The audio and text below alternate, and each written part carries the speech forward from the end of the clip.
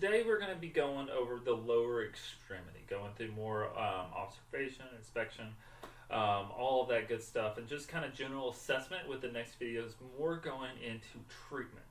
Like everything that we do, first we want to go into function, especially if their irritability is, if it's severe, this is kind of a hard thing to start, but I love going into what they find painful. And with the lower extremity, this is a big area, especially with any type of our athletes, but even that, with our older patients, picking up their grandkids, everything like that, we want to see that before we start kind of diving into things, and it actually might give us a good idea of how to progress into our examination, not just from the SENS model, but also a little bit just from what we might think will reproduce their pain, so that way we can treat it and get better. So oftentimes where I like to start off more than anything is just a squat. So Sophia, if you don't mind, go ahead and stand feet shoulder width apart. I want your arms just go overhead for me, and then what I want you to do is give your best deep squat for me. Good, and then come up. Perfect. So I start off with squats just to see kind of how that feels, especially if that's something that they have general pain with. And what I'm looking for is a couple of things. One, I want to make sure that their tibia is kind of aligned with their body. So go ahead and face that way for me, and take a step to your side a little bit. Just a little bit, okay? So arms up, try that one more time for me again, and turn it a little bit to the side. So just kind of like right here, perfect. Try that again. So perfect, and go ahead and come up. So right there, actually, her body, you can go ahead and rest your arms, was really kind of a little bit aligned with her tibias. That's perfect. I want to make sure that the toes aren't coming up at all, and there's not just a lot of kind of action. Now, depending on the patient too, I actually like to do a little bit of modification. So say they can't go down all the way, or there's a little bit of pain, what I'll do is, go ahead, what I want you to do is come and grab my hands. So take here, they here, go ahead and squat down for me. And then come back up. Perfect. So just like that. So that's actually just a little bit of an assist. What I'll do sometimes is take away the arms, and if she's having some issues with it, I'll actually kind of assist her a little bit that way, just to see, is this a mobility issue or is this a control issue? And that can give me some ideas of what to look for as the examination continues. The next thing I'll look for is go ahead and stand on one leg for me. Perfect. Just see the general tolerance to that, if there's any excessive swaying. Perfect. What I'm looking for is at least 30 seconds on the opposite foot. Go ahead and switch sides for me.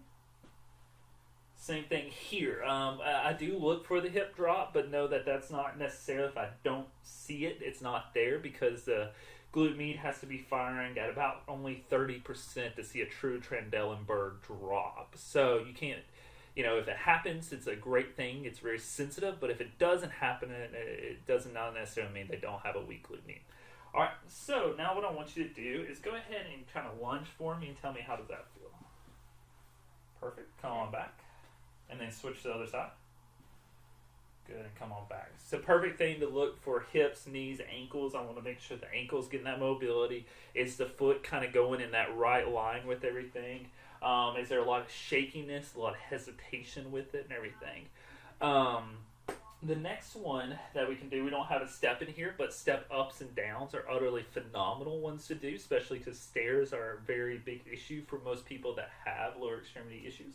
And the next one, what I want you to do is, with your right leg, step out like this, and I want you to step up and over from it. Good, and then step on back. So let me show you real quick. So stand right here, and I want you to step forward with your right, step up and over like there, and then come on back, just like that. Try both legs.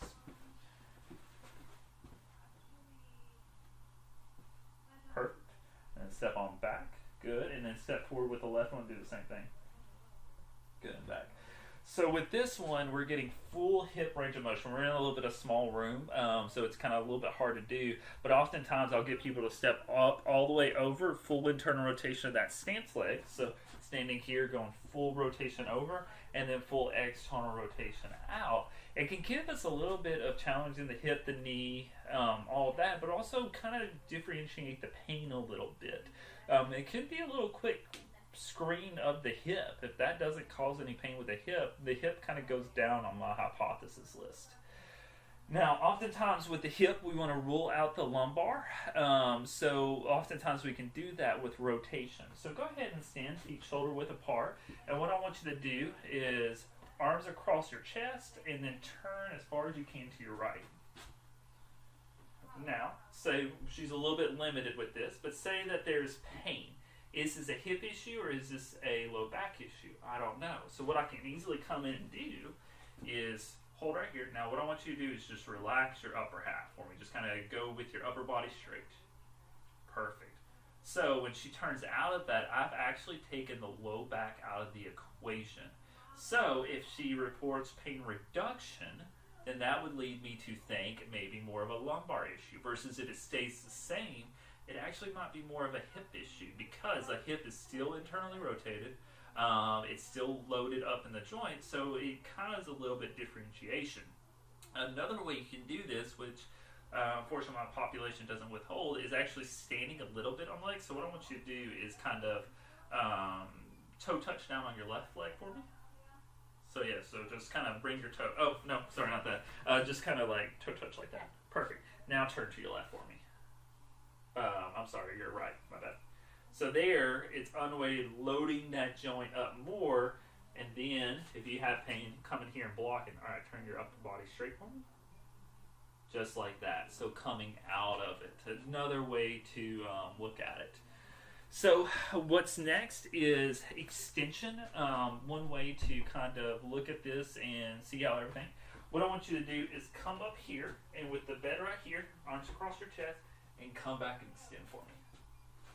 Perfect, and relax. So if you see, that is all lumbar right there. We're blocking the hips so they can't really go kind of forward, and it's just challenging low back. First, just scoot back for me a little bit, and now arms across your chest and come back for me.